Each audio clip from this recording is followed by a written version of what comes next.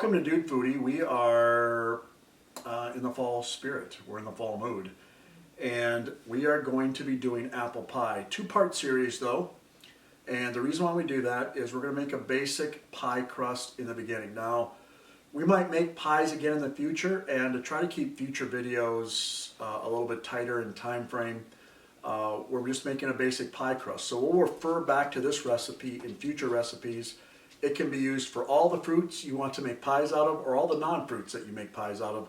This is a universal pie crust. The second video, part 2, will be the apple pie specifically. Now, I don't bake. We've already gone over that.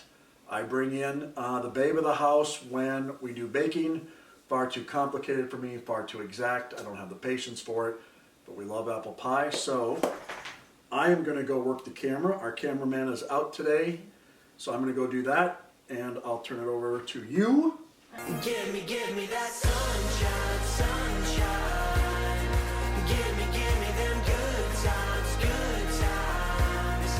Nothing but good vibes, good vibes. Give me that sunshine, sunshine. Contrary to what Dude said, this really isn't a complicated recipe, and that's why I love it. Shout out to my friend Ruth for this particular recipe. So easy, so simple, it's going to be quick. So let's get started. I've started a little bit of the flour. Right here I have added already 2/3 of a cup of flour, and I'm going to add to that 1 more cup. In baking, I don't like to really pat down the flour. It will add a wrong measure. Just leveled it off with my cover. So 1 2/3 cups of flour is what we ended up putting in here. I'm going to add to that some lard. Now this is how Grandma made it. This is how Ruth makes it.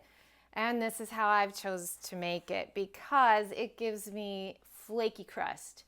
I had great grandma say, "Wow, I love your pie crust." And I know that that is because of the lard. So if great grandma loves it, then we're going to use lard. Well, all great grandmas cooked with actual animal They did. fat.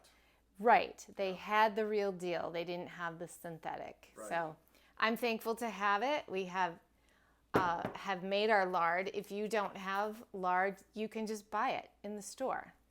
Yeah. So that's pretty cool. So I'm going to add 2/3 cup of lard to this recipe. And then some salt. Salt is a preservative, but the flavor of the salt is truly what comes out the most in this recipe, in this basic crust. A flaky crust that is salty. What more could you ask for? Now you did say they could use their shortening of choice if they don't have lard, right? Oh, sure. But who would do that? I'm going to use a pastry cutter. This might be something you don't have on hand. Link in the description. Yeah, you certainly can get one. You can also use a large fork if that works. You can also, if you have clean hands, just use your hands and crumble it up until you get it to be a crumb mixture. So as you're doing that, where'd you get your t-shirt? My t-shirt. Did you design that t-shirt? I did. Whiskey I did. Rebellion. Well, you came up with the idea Yeah. from history. I'll let you Yes. deal with that, the historian. And I came up with the design. Yeah. Link in the description too. Say Whiskey Rebellion was a time when our country fought over how much freedom we have, not how little freedom we have. So subtle change in 200 and some years. It's got nothing to do with apple pie. Correct. It's just a cool shirt. We've sold a few on Amazon. And so we just wanted to share that with you too. It's a nod to history. Apple pie. As American as apple pie. Yes. As American as apple pie and the Whiskey Rebellion. All right, so I've gotten this crust or dough really to a place where it's crumbly. There's small crumbs here, and I'm going to call that good. It's already even starting to form on its own into a little bit of a dough ball. but we're going to help that a little further with some water. So at this point, I'm going to take some warm water. I have 1/4 cup of warm water, and I'm going to add some flour here, 1/4 cup of flour.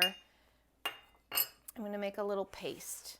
The warm water is important because it's going to help warm up that lard just a little bit more, and it's going to help in rolling out this dough, so it'll be so easy to roll. I think that is the hardest part and the most daunting part about making a pie crust is rolling it out and having it not fall apart on you. Flaky crust does not mean it's dry and won't roll out. This is a crust that is going to be moist, easy to roll, but then when it bakes, it's going to be flaky. And at this point, I take off my rings because this dough is going to make my hands a little messy. Just a little tip if you have rings on. And I'm just going to get in there with my clean hands and form this dough. If you find that it's too moist, you can add more flour. And if you find that it's too dry, you can add more water.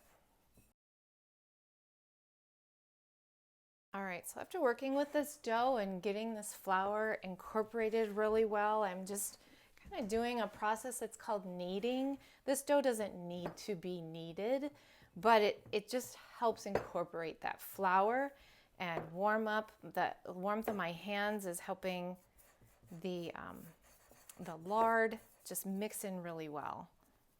So that crumb mixture now got to the point of making this dough ball. Now this dough is a 2-crust dough, the amount of 2 crusts. So this is going to be great for the apple pie, the bottom crust and the top crust.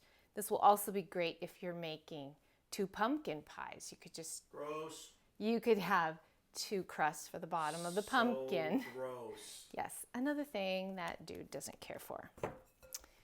But the rest of the people in our house, we love pumpkin pie. So, all right, so I'm going to push some of these things aside, and I'm going to flour this surface, and we're going to show you how to roll out the dough. Okay, so let's roll out this dough. Again, I said this is a 2-crust, enough dough to make 2 crusts. So I'm going to use my hands and estimate half of the dough, 1 for each, the top and the bottom.